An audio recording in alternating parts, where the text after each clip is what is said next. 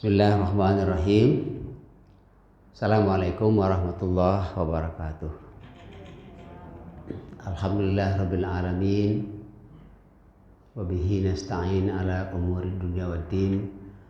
Salatu wassalamu ala asyrafil anbiya'i wal mursalin Sayyidina Muhammadin wa ala alihi wa ashabihi ajma'in.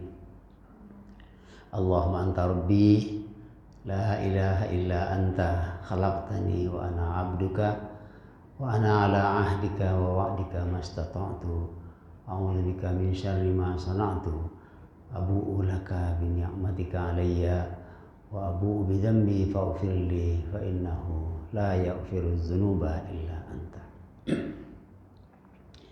Ibu dan bapak yang saya muliakan, alhamdulillah kita masih sehat. Kita masih diberi kesempatan dan diberi kemauan yang kuat untuk terus menambah ilmu kita dalam rangka semakin menguatkan keyakinan kita dalam beragama kepada Allah Subhanahu wa taala.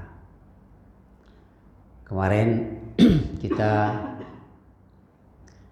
berbicara membahas tentang beberapa sifat yang tercela yang dituangkan dalam hadis, dalam ayat dalam doa kita, supaya kita dihindari dari sifat-sifat tercela itu, seperti malas, bakhil, penakut, banyak utang dan lain sebagainya ya.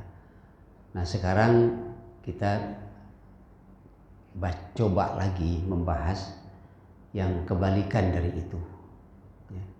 Yaitu kalau kemarin kita berlindung dengan Allah dari sifat-sifat yang tercela itu, nah sekarang kita memohon kepada Allah supaya diberi keutamaan-keutamaan dalam kehidupan kita. Keutamaan-keutamaan itu antara lain terdapat dalam doa kita kepada Allah. Allahumma inna nas'aluka salamatan fid din wa afiatan fil jasadi wa ziyadatan fil ilmi wa barakatan fil rizqi wa taubatan qablal maut wa rahmatan indal maut wa maghfiratan ba'dal maut. Allahumma inna nas'aluka salamatan fid din. Ya Allah, aku meminta kepada Engkau.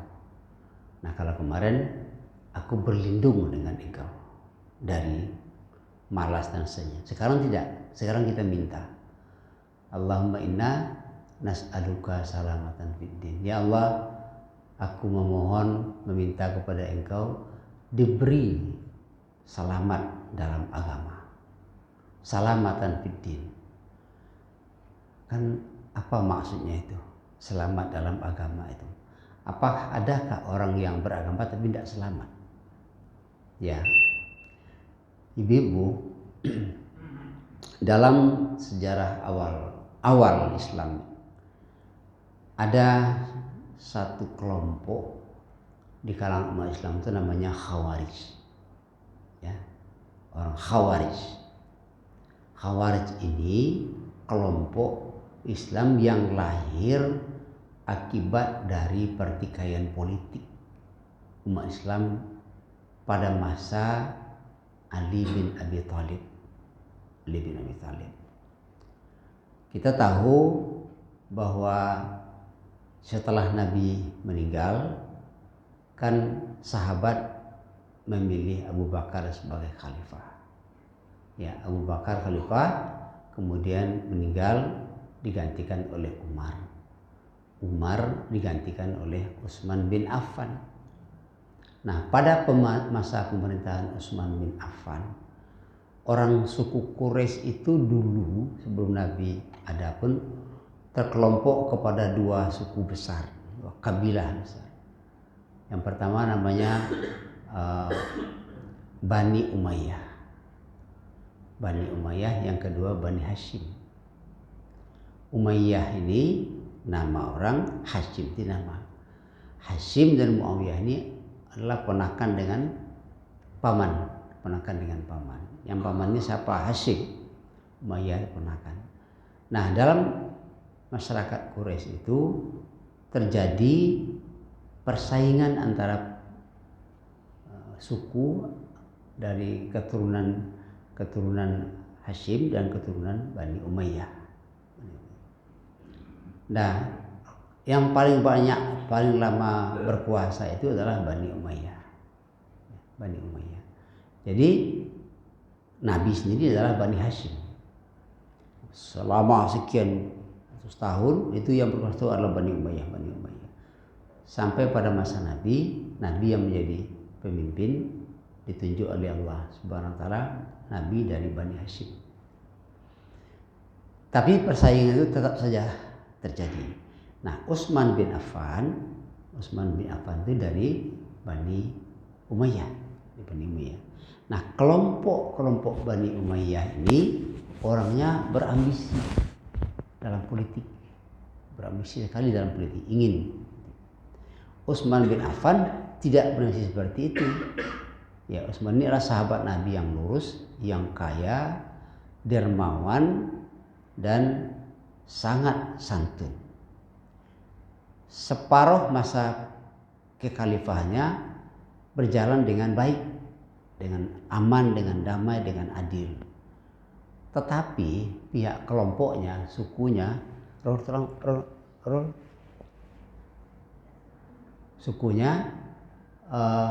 selalu ingin kayak orang sekarang. Ini karena sukunya yang berkuasa, maka dia selalu ingin masuk terus menjadi pejabat ini, menjadi pejabat itu, macam-macam. Ya, coba ini. Jadi separuh terakhir masa pemerintahan Utsman bin Affan, Utsman kan sudah semakin tua. Maka Utsman semakin lemah. Makin lemah dalam menghadapi keinginan daripada sukunya, daripada keluarganya. Jadi ini menjadi pelajaran ya. Manusia itu kalau belum dia jadi pemerintah, jadi pejabat, dia kuat, dia masih muda kan. Tapi orang kalau menjadi pejabat, apalagi menjadi kepala negara, itu kan sama dengan orang yang berdiri di atas panggung dan di bawahnya itu adalah masyarakat atau rakyat semua. Nah, orang yang berdiri di atas panggung itu kalau angin tiba, kan yang kena angin itu kan orang yang berdiri di atas panggung itu. Dia itu adalah pemimpin. Ketika dia masih muda, diterpa terus oleh angin, kuat terus-menerus, kan kuat dia. Tapi manusia kan tidak bisa kuat terus. Lama-lama semakin tua, daya tahannya semakin kurang, akhirnya masuk angin. Nah, begitulah Utsman bin Affan. Maka banyaklah di kalangan Utsman bin Affan itu, Utsman sebagai khalifah, tapi pejabat tinggi negara itu dari kelompok dia, dari sukunya. Sekretaris negara, kepala Baitul Mal, banyak sekali pejabat itu dari keluarga Utsman bin Affan, dan terjadilah banyak istilah orang sekarang tuh nepotisme. Nepotisme itu artinya memberi kesempatan biar kepada kelompok sendiri, keluarga sendiri, ya. Kemudian korupsi berjadi-jadi seperti kita sekarang lah, korupsi berjadi-jadi. Nah, sahabat-sahabat lain meminta kepada Utsman supaya Utsman memberhentikan pejabat-pejabat dari keluarganya itu yang korupsi itu, yang nepotis itu. Utsman karena dia sudah tua, tidak diberhentikannya, ya. Jadi lemah dia. Akhirnya karena Utsman tidak mampu memberhentikan saudara-saudaranya, sukunya, kaumnya yang banyak korupsi segala macam itu, akhirnya datanglah demo besar-besaran. Demo besar-besaran dari Irak dan dari Mesir. Nah, orang Arab tuh kalau demo, sedangkan tidak demonya suaranya keras, orang Arab itu apalagi kalau demo. Sedangkan tidak demo itu darahnya panas, apalagi kalau demo. Demo besar-besaran menuntut Utsman memecat, ya. Jadi di tengah-tengah orang demo itu menyelinaplah orang-orang Yahudi. Dengan masyarakat yang banyak itu menyelinap orang Yahudi. Orang Yahudi itu menjadi provokator. Provokator itu artinya tukang asuang, ya, tukang picu. ya, penyebar isu-isu yang tidak benar, hoax. Seorang panas-panas itu ada seorang provokator itu demonstran, salah seorang demonstran itu dibunuh oleh tentara Utsman. Kabarnya, wah itu panas akhirnya Utsman diserang dan akhirnya Utsman dibunuh Utsman. Ya begitu kejamnya istri Utsman melindungi suaminya sampai putus tangannya dipancung dengan pedang oleh demonstran itu.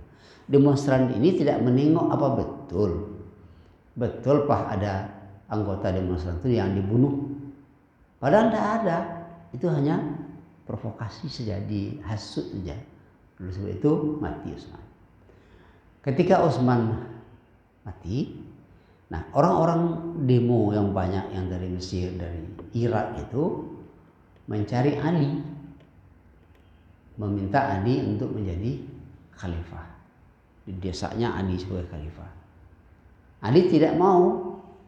Ya, kalau didesak seperti itu, ya kata demo itu, kalau engkau tidak mau, engkau kami bunuh juga. Kata Ali, ya bunuh saja. Saya tidak mau kalau kalian paksa menjadi pemerintah. Nah, ini kondisi negara sekarang, kondisi sekarang kacau. Kalau akan jadi khalifah juga saya, bukan kalian yang memilih saya, tapi siapa? Mana Ahlul Badar, ya, itu pejuang-pejuang pahlawan-pahlawan perang Badar. Karena kondisi militer pada waktu itu, istilah orang sekarang kondisi chaos, kondisi yang sedang kacau. Jadi berkumpullah beberapa orang pahlawan perang Badar, tentara semua, tapi kan rata-rata dulu itu tentara juga semua, khalifah-khalifah itu tentara juga semua, sahabat-sahabat tentara semua. Jadi berkumpul dan tidak semua karena banyak yang ada di luar daerah. Akhirnya dimintalah Ali sebagai khalifah. Nah, Ali bersedia dengan kondisi yang sedang kacau itu. Nah, di Syria itu gubernurnya bernama Muawiyah. Muawiyah itu dari keluarga Utsman. Dia tidak mau Ali jadi khalifah. Dia maunya dia jadi khalifah. Ya. Tapi akhirnya karena sahabat-sahabat di Madinah mengangkat Ali, dan dia lalu menuntut Ali supaya Ali menghukum pembunuh Utsman. Ya, Ali menghukum pembunuh Utsman. Ya kan payah, siapa yang bunuh bangsa banyak itu? Tidak tahu siapa pembunuhnya. Itu alasan saja bagi Muawiyah untuk melemahkan Ali. Akhirnya tidak bisa juga Muawiyah kalau Ali tidak mau menghukum yang membunuh Utsman itu, dia lalu tidak mengakui Ali sebagai khalifah. Kemudian diangkatnya dirinya sendiri sebagai khalifah di Syria, di Syam, ya, di Syria. Nah, Bapak-Ibu sekalian, karena dia memberontak, maka orang pemberontak itu kan harus ditumpas tahun tadi, maka jadi perang Siffin namanya antara Muawiyah dengan Ali. Nah, peperangan antara Muawiyah dengan Ali itu peperangan umat Islam sesama umat Islam akibat dari ambisi politik tadi. Nah, kemudian dalam peperangan itu kelompok Muawiyah sudah hampir kalah. Nah, tapi di tengah-tengah kelompok Muawiyah ini ada seorang panglima perangnya yang licik. Diambilnya mushaf Al-Quran. Waktu itu kan tidak banyak, belum banyak lagi seperti sekarang. Ditusuknya dengan pedang, diangkatnya. Artinya apa? Supaya bertahkim kepada Al-Quran, supaya menjadikan Al-Quran sebagai hakim berdamai, menghentikan perang. Nah, dari kelompok Ali melihat ini akalannya, karena dia sudah terdesak, dia berlindung pada Al-Quran. Jangan terima, serang terus sampai habis. Jadi yang lain tidak, itu kan kemana lagi? Kita akan berhukum, bertahkim kalau bukan kepada Al-Quran. Nah, maka pecahlah kelompok Ali gara-gara akan licik daripada kelompok Muawiyah itu. Setelah itu tuh Ali sendiri tahu bahwa